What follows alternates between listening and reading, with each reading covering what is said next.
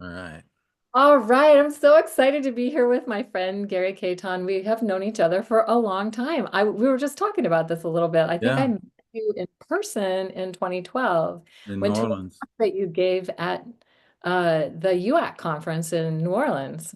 Yeah, That yeah. was that was epic. It The was epic. big year, 2012. That was when the world ended. So, Yeah, and no, we're still you here. asked the question about as above, so below. What was the original statement? And I actually knew what it was. I think I was the only one in the room that did. Dude, I mean, can you believe that?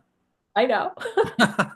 That which is above is the same as that which is below, and that which is below is the same as that which is above in the accomplishment and the miracle of one thing. Let me tell you something. In my world, that is the ultimate brownie points you could ever have, like actually knowing that. So, yes, I was very impressed. And it's like hail uh well, it's not fellow. Are girls fellows too? I forget. I don't know. Hail Yeah, fellow, well met, it's just like, yes. I know it's so good. Okay, so I'm very excited to introduce Gary Caton, who is a dream astrologer, and you can find him at dreamastrologer.com. He's also does a lot of similar work with the sky, takes amazing photographs of things that are happening in the sky. And I love your perspective. I love all that you do, and I'm so excited that we get to have this Thank you conversation. so much for doing this, Caitlin. It's wonderful. Yeah, I really appreciate your work. It has so much breadth. And being a fellow sky astrologer, being a ceremonial astrologer, someone who is holding that space of actually communing with the sky, which I think is so just it's really foundational to who we are. It's where we come from. I mean, it took like 30 generations of people trekking up those ziggurats and like writing down what they saw. And you're somebody who actually knows how to do that. And I have the deepest, most profound respect for that. And so yeah, I'm really happy that we're here together and gonna have there's a lot to talk about. Um, and I think this is going to turn into an epic conversation, and I think Or it's it'll be the actually start of many that's conversations. that. Yeah. Yes, yes. Like this is because we're literally opening a portal here that is, it's way bigger than any of us. It's bigger even than this time, right? Oh, yeah. Um, and this Yeah. is something that, you've been working with since the 90s, really. And that a lot of people didn't really get to, is first hearing about vis-a-vis the 2012 and whatever. Which, 2012 came and went, and obviously the world didn't end, but it's kind of like I don't know what the metaphor I would use for, but it's sort of like just the middle of a process that is much bigger than that, right? You know? Yeah, it's like everybody looked at 2012 as such an endpoint, and I first became aware of it in the 90s. I think I learned about astrology 1990 was when I was like, oh, now I have to learn astrology. Like I'd known about it and Yeah, 93 for me. Yeah. yeah, raised with it, but then I was like, okay, now I need to study this because this is I came across a form of astrology that really lit me up and I was really excited about it. And so I started studying it. And so 2012 was already kind of a thing for people that were into that. Hmm. But it was like still what, 20, 20, Yeah, 22 right? years ago. Yeah. So I think like it was forever ago or forever it would be before it came. And now we Yeah. are like 12 years past it. Yeah, it's kind of like a kid. You think, man, I'm gonna be, wow, when I turn, you know, 12, I'm gonna be so old. Right? And then you get there and it's like, geez. Yeah. And of Yeah, it course, was fun tracking all the events before 2012 even happened. And then, of course, now we have even some more amazing things still happening. a Um, lot of amazing things coming up yeah. for sure. One of them being that as we're recording this, it's right before the December solstice. And every December solstice, really starting in 1926 to 2070, when the sun entered the 1 degree um, orb of the cross of where the plane of the galaxy and the plane of the solar system cross.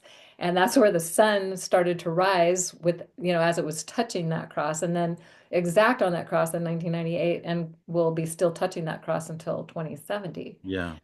with So, the center so point being 1962 to 2034. yeah. So we are in it.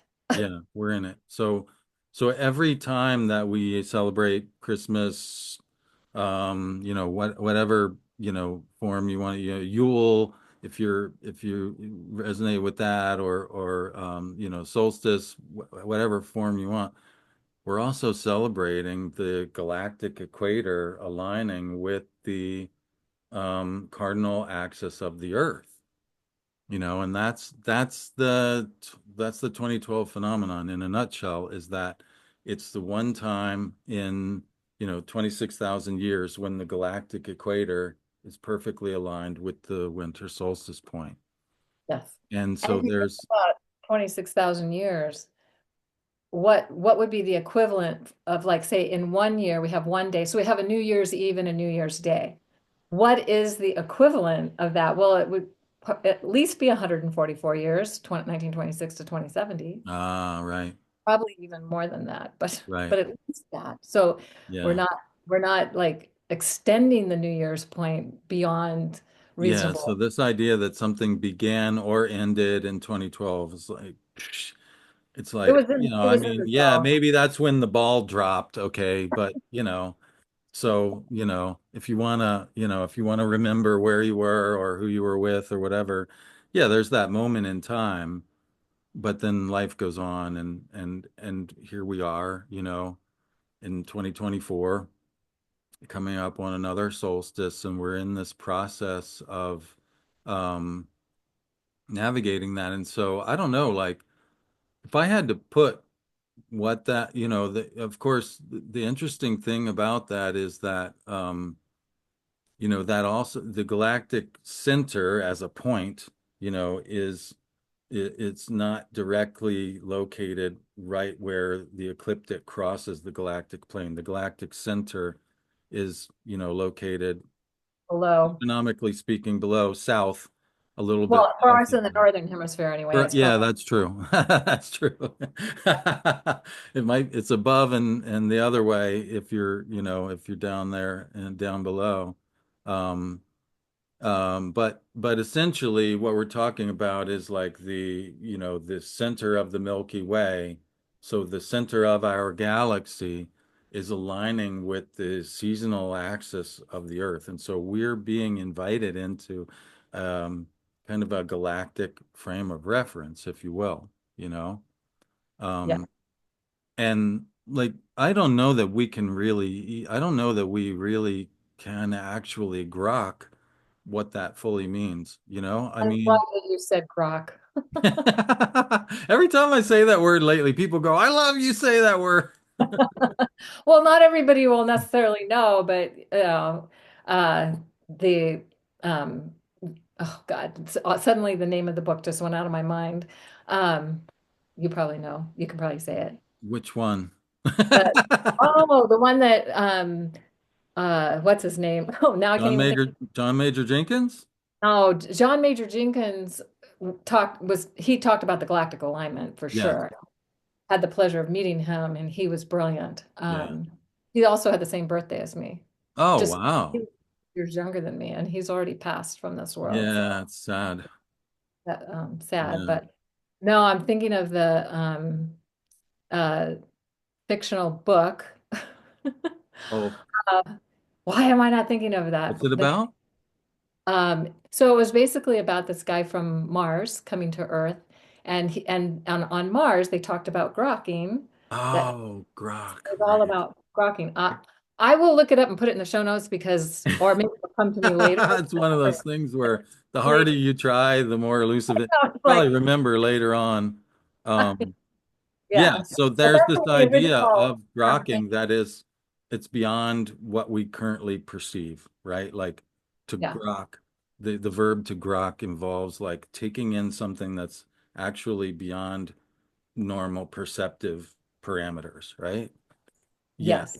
And that's the thing, like these bundles of fat and whatever else is up there that we think about as our perceptive, antenna or whatever, like these brains that we have, you know, they're made to limit the amount of information that we take in. Like there's so many shortcuts that our brains are constantly trying to narrow the amount of information that we're taking in so that we can do like put one foot in front of another and get through a day. And Yes. when you try to do the reverse and really open, like it takes a lot to actually get past those filters that are there to that with all these heuristics and shortcuts and everything, and actually begin to open, literally like opening your mind is probably one of the hardest things there is to do because there's so much unconscious mechanisms that force us to do the opposite, you know? Yeah. And Stranger in a Strange Land, Robert Heinlein. Um, Heinlein, yeah. and I read that book when I was in high See, all school. we needed to do was Yes, just change the subject for a couple minutes and ding there. there it is. Yeah. So that's what popularized that term, grok. Yeah. Science, That's sci-fi. Yeah, the grok. yeah, yeah. Um, Love that. And also the just we're so conditioned to want to understand everything with our mind, yeah. but it's really, and I think that the whole term grok really speaks into this. It's like opening up to our sensory being and to something that's even beyond that. Hmm. That's our opportunity. Yeah, So, and I think that's really great. Like it's like kind of the analogy between understanding an astrology chart and then understanding the sky. It's two really different things, man. I was out just the other night when I was in the woods. I was actually looking for a turkey. I was in the woods hunting, and I got this really strong pull to get the heck out of there and get, because I saw that there was going to be this amazing sunset. And I was like, you know what? I'm kind of tired of sitting here looking for turkeys. I'm going to go see this beautiful sunset. And I got up on top of my hill and then I remembered, oh yeah, duh, I've got Venus over here in the west. I've got Jupiter rising in the east. I've got the moon was aligning with Saturn and Fomolo, and I was like, come on, how could you miss this, and that it's every time, for me it's just like a kid, I just feel like I was sitting there and watching, Jupiter rising in the east, and I guess it's um, Aldebaran and Elnath, right? The two really bright stars of Taurus that are on each side, and just wow, like just that wow feeling of um, this awesome, expansive being that is the sky, and these beings that are these planets, and these beings that are stars, you and they know? share their light codes with us and their in information that isn't necessarily something we're going to know with our mind, Yeah.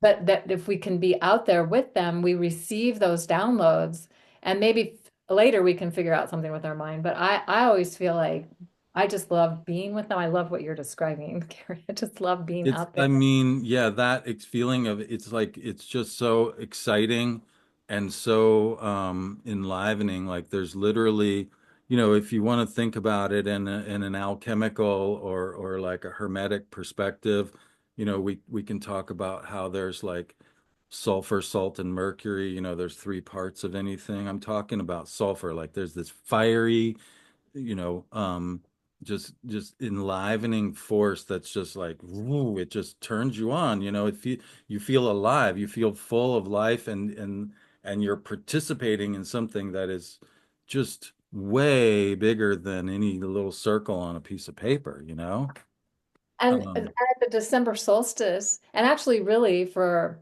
a couple weeks before and after, it's pretty much in the same part of the sky. It doesn't move very much, but it's 3 days in the exact same place in the sky. The right. solstice, standstill of the sun, but Yes. it's still for even longer than the 3 days. And Yes. if you watch the sun rising and setting, you even though you can't see what's behind it, the galactic the plane of the galaxy and the plane of the solar system and the galactic center. You can't see it, but the sun is transmitting directly from that part of the sky. So if you can go and be there, I love sunrise or sunset, especially like you were Yeah. speaking, then you're getting the download. But even high noon, like, when the sun's Yeah, over. even high noon. I mean, the thing about doing it at sunrise or sunset is you're also going to be getting the cardinal point alignment, so you can mark that spot on your calendar. Sorry, on your calendar, on your horizon. Your And horizon calendar. your horizon calendar, and you can literally, that's like the farthest place that the sun goes south, and then at the equinox will be the middle, and then at the other solstice, and there's this arc that the sun, and that's the arc that the sun makes in your local And environment. that's even true in the southern hemisphere, though they're in the opposite Well, they season. would be in the opposite directions, yeah. But that's Because something that they're human south of beings, our yeah, north. and that's something human beings have been doing for way longer than we've been astrologers. Way Well, long. I mean, but that's the thing. That's astrology, isn't it? So way Yeah. longer than we've been astrologers in terms of even astrology in the sense of like tracking the cycles of the planets. We were doing that, like marking the sun on the horizon, way before we started tracking the planets. And we were tracking the planets way before we started making round chart wheels. So like if you do what Caitlin's talking about and go out and see a sunrise or sunset on the solstice, not only are you getting this like direct infusion of this galactic energy, um, and maybe like beginning to um, open something that where you can actually grok it, Yeah. rather than like reading about it and or but you're also participating essentially in a ritual that is fundamental to really creating time as we know it, creating civilization as we know it. This activity of marking the seasons, it's foundational to the way that's civilization as we know it wasn't possible without that happening first. Right. So it's ceremonial magic is what it is. And Ceremonial magic. I love that you said it that because really is. And you cannot underestimate the profound opening that can create for you to bring in new levans of consciousness. I mean, imagine what a different oh world my it would God. be if everybody was going out and doing that instead of watching TV. But I mean, ancient cultures, this is what they did That because they was didn't. the TV. Right? Yeah, Right, so they were exactly. watching the sky, they were tuning in, they were getting the They were download. like, getting together at Stonehenge on the solstice or whatever. I Yeah. mean, as an Aries, I love that to think about that because it's like, if everybody's getting together at Stonehenge on the solstice, well, then of course there's a lot of getting together going Yeah. on, and which means, guess what? There's going to be a lot of kids born in the spring because 9 months from solstice is what? Spring equinox. Well, 9 months from the summer solstice to Yeah, the spring. yeah. Yeah. Sorry, getting Yeah. together at the summer solstice, right? Which is Winter solstice, then, no, no, or no. Yeah, different deal. the autumnal equinox or the September equinox, Yeah. depending on the season, which part of the hemisphere of the earth you're Yeah, in. yeah.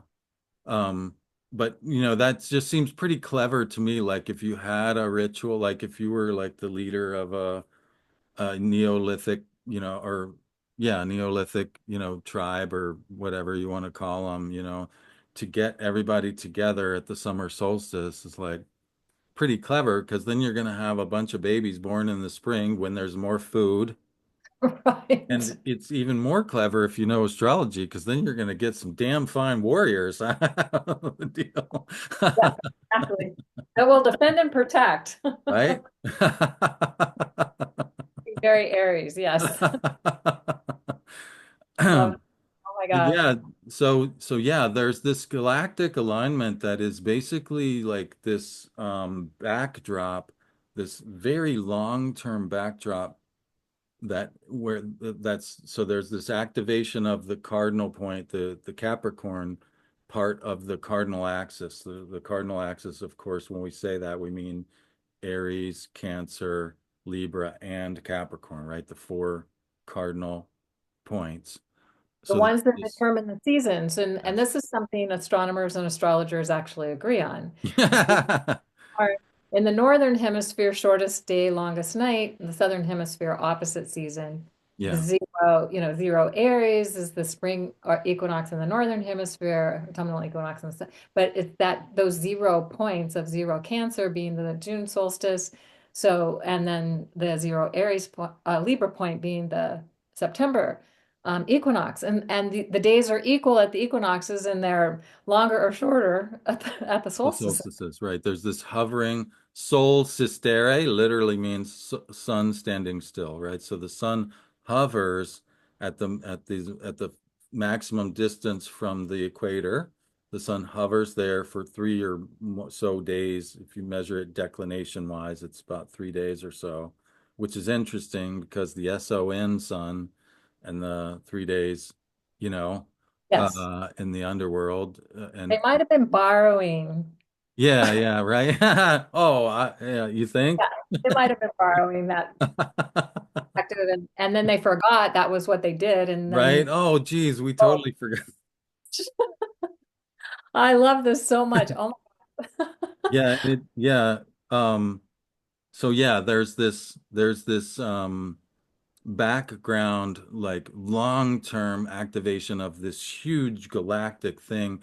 And it's interesting because, if you think about for a second, if you think about before we get into the other more current events that are activating these same 4 points, um, if you think about this idea of like sort of the evolution of astronomy, right? Like, you know, we went from a worldview that was sort of like, um, geocentric, right? Like the astrological worldview is based on what some people would call the Ptolemaic cosmos, which is like this series of like the Earth's at the center, and there's a series of nested spheres, which are the planetary spheres, and then there's the fixed stars and everything. And that it's so astronomers would say, well, that view is incorrect and outdated, and yet we still live on the Earth. The Earth is at the center of our everyday activities, isn't it? You yes, know? yeah, So, but so if you think about like the evolution of astronomy, though, like this series of expanded views, we go from this geocentric universe, and then we go, Copernicus said, well, like maybe we're actually going around the sun. And so you get this heliocentric model, and then you get like, this understanding of that, not only are we going around the sun within a solar system, but we're actually going around the center of the Milky Way within that, right? yes, So yeah. And then the galaxy is probably going around something even there's a bigger, whole bunch of galaxies that are all going towards some point. I think they call it the this great attractor. the great attractor or whatever. Yeah, Right. And then that within that, like supposedly there's this Big Bang where there's all this radiation, still expanding out and everything. And so there's like these maybe series. multiverses, I that we mean, have a that universe, but there's a multi universes that are happening out there. We don't necessarily know one way or the other, but and it's if either alive or dead depending on if you look at it, right? Like kind of like Schrodinger's Schrodinger's cat or whatever. But that's the point. Yeah, see, that's the thing. Like when you get into the multiverse theory, I'm down with it. It's totally cool, but it's like, wait a second.